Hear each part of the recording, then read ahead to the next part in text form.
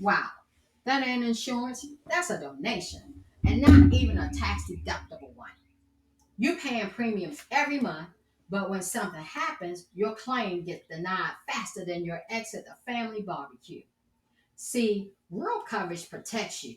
That means understanding your deductibles, your exclusions, and whether or not it's actual cash value or replacement cost.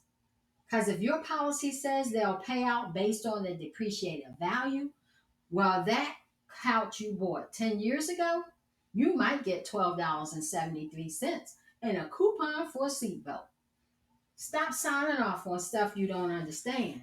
Get a second opinion.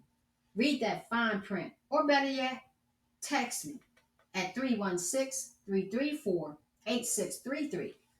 Protect your bag, your home, and your sanity. Don't donate to a company that won't show up when it counts.